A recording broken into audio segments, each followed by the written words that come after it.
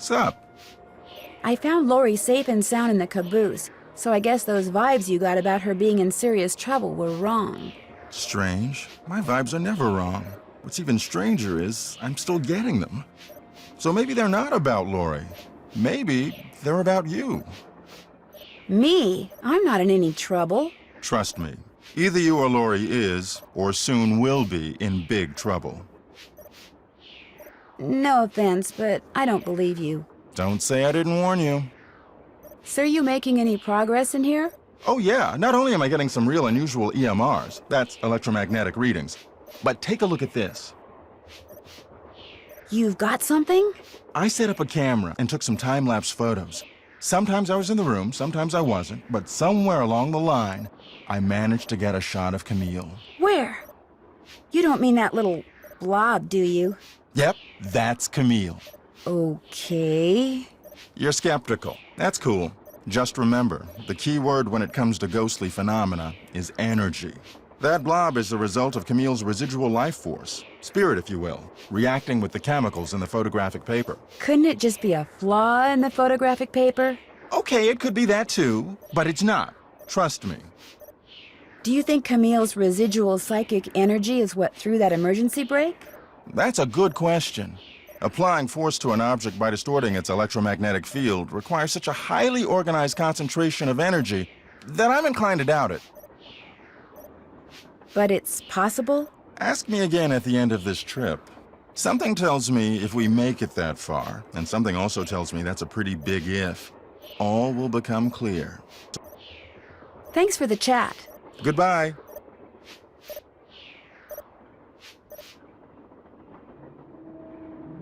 That tool I saw in the caboose. I bet that's what you used to unscrew these bolts.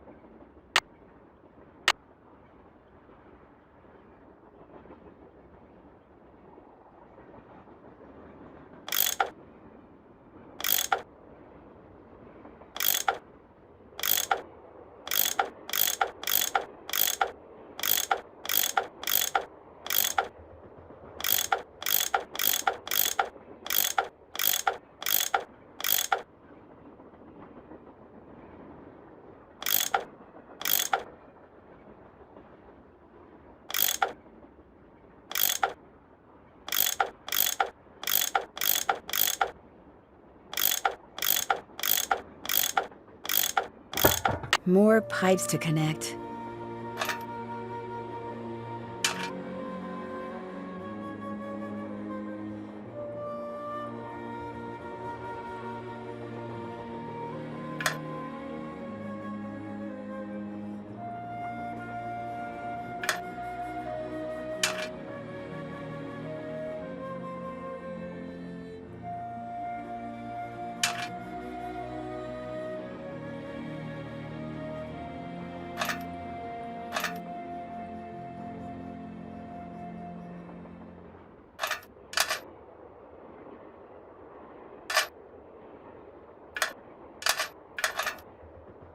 Here we go.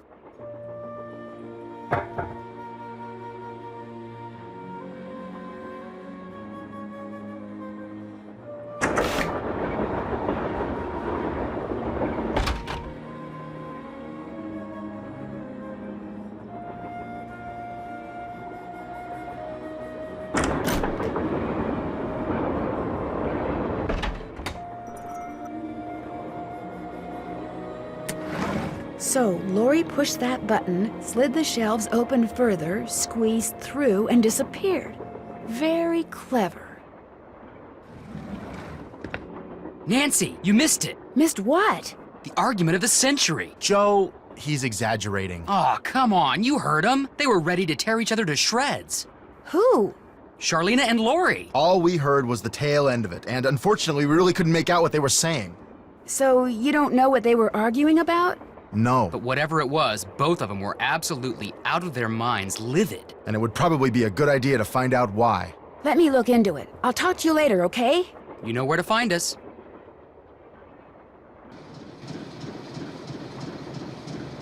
A square and a duck. Now, where have I seen those before?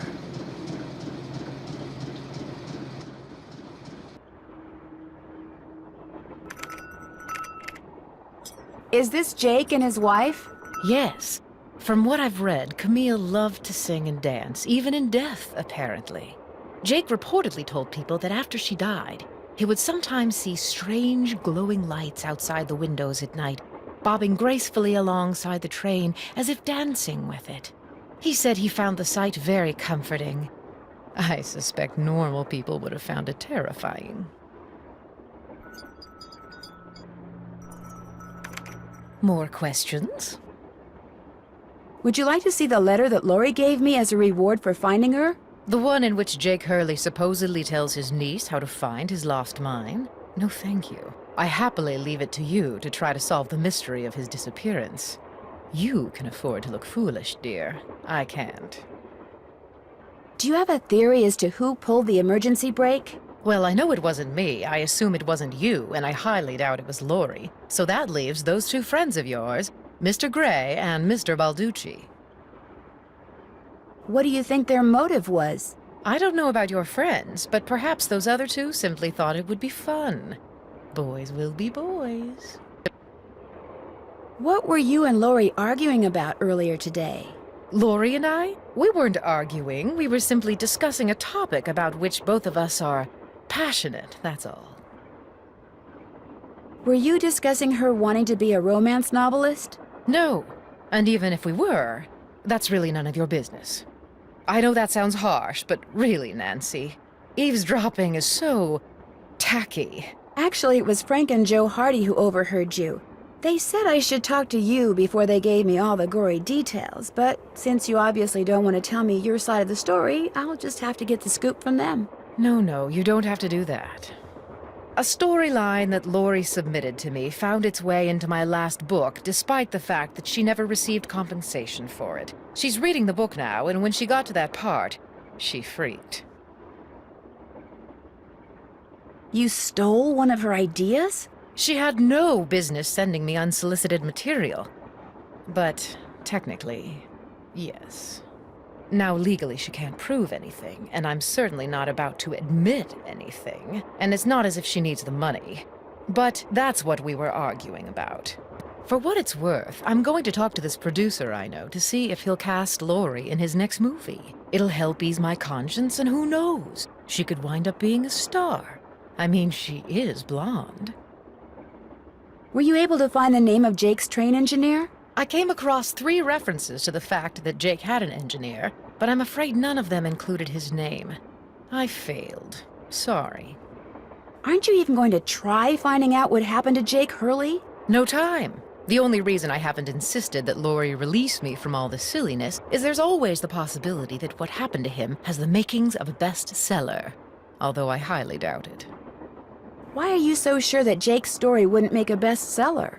His story is an all too common one. A man wanders off into the desert in search of gold and never returns. Why? He either doesn't have enough food or water, or he encounters hostile natives. But why was his train found out in the middle of nowhere with just the dead engineer on board? That does make the story a little more interesting. My guess is the engineer got tired of waiting for Jake to return, took off in the train to get help, and died of a heart attack along the way. After which, the train rolled to a stop in Blue Moon Canyon.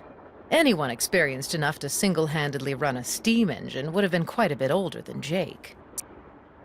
What do you think happened to Camille? She probably died of something mundane like pneumonia or even measles. Now, if it was wintertime when she died, and they were in the mountains, Jake no doubt kept her body on the train for months before he buried her, which is rather delicious in a morbid sort of way. I should get going. Let me know if you run across anything juicy.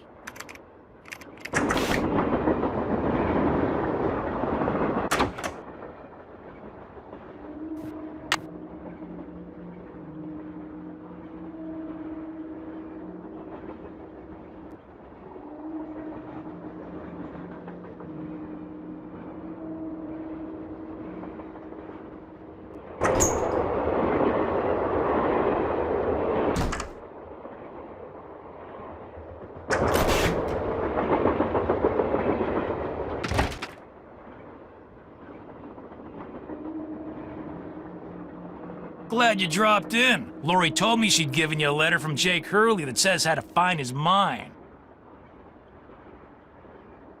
That's right. You can read it if you want. Lori should have given that to me. I mean, I'm the trained professional around here. Let me take a look.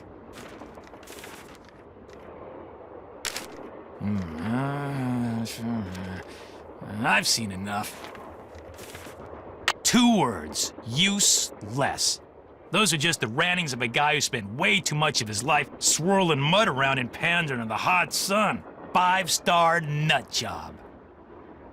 You don't think there's anything helpful in there? Nada.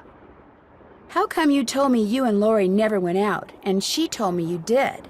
Don't you ever stop asking questions? I'm a detective. You know how it is. I dumped her, okay? I'm not proud of what I did. I'm not happy about what I did, but it's done. It's over. Now let's drop it. Guess I'll just have to go talk to Lori again. You are incredibly irritating, you know that? I dumped her because people said going out with her would make me look bad. Said she was a joke, that no one took her seriously. Said if I started hanging with her, no one would take me seriously. So I stopped calling. But you didn't stop caring. No. Now take a powder. I don't feel like talking anymore.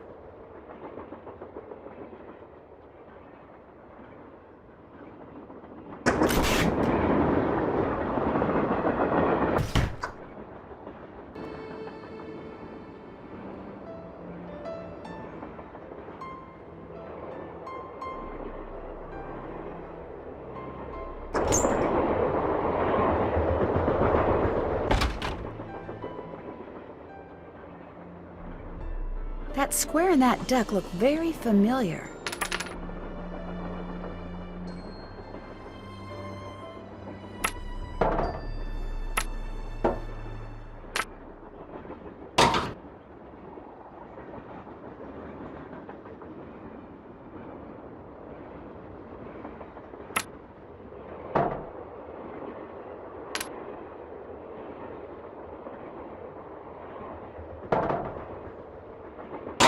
With any luck, I just opened the stove in the dining car.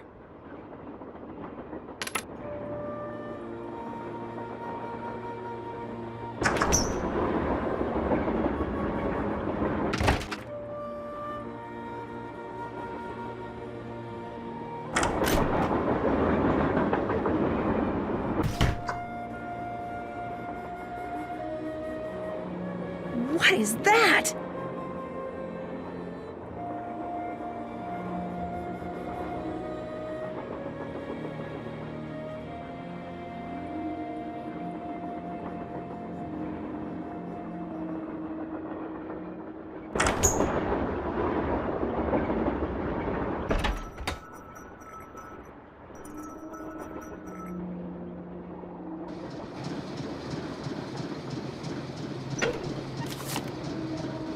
James Thurston.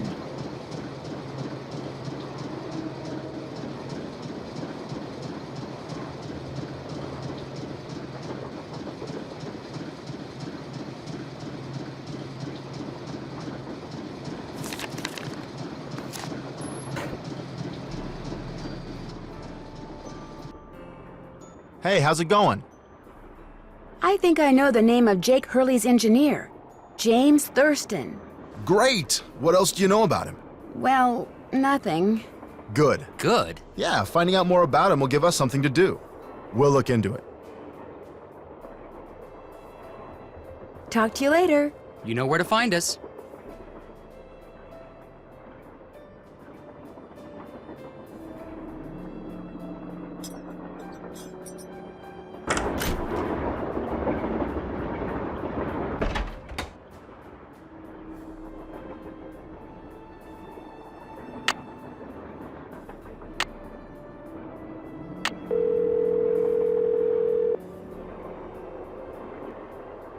Hello? Hi, Beth. Hey, what's going on?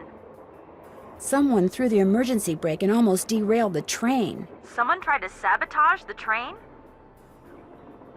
Well, it looks that way, although I sure don't know why. Maybe someone wants Jake's gold all to himself. or herself. That doesn't make sense, Bess. Nobody even knows where Jake's mine is yet. I know. Maybe the gold from his mine is already on the train somewhere. So, Jake stashes a pile of gold ore on his train, but so far the only person who's managed to trip over it is the saboteur? I don't think so. Apparently, Tino and Lori went out a couple of times, but he broke it off. Why'd he break it off? Because everybody told him dating her would hurt his credibility. Oh my gosh, that is so cool. It's cool that Balducci lets other people tell him who to date? No, that the three of us know something that like maybe 4 other people in the whole country knows. You scooped the tabloids, Nancy. Bess, calm down. You're slopping paint all over the phone. Oh no, it still works, doesn't it? Hello? Nancy? You still there? Hello? Yes, Bess, I'm still here. Oh, thank goodness. So what other yummy things have you found out? Charlena and Lori had this big, huge argument, and you'll never guess why. Lori called Charlena a hack. No, Charlena called Lori an airhead. no. Bess, she doesn't really want you to guess, okay? Tell us, Nan. Well, it seems that Lori sent Charlena a bunch of story ideas, one of which Charlena used in her latest book without telling or paying Lori. Charlena stole something Lori wrote? That's incredible. No, the fact that Lori wrote something that Charlena thought was worth stealing. That's what's incredible. It makes me think that Lori may not be quite as dumb as she looks. Yeah, better keep an eye on her, Nan. Catch you later. Remember, when in doubt, call.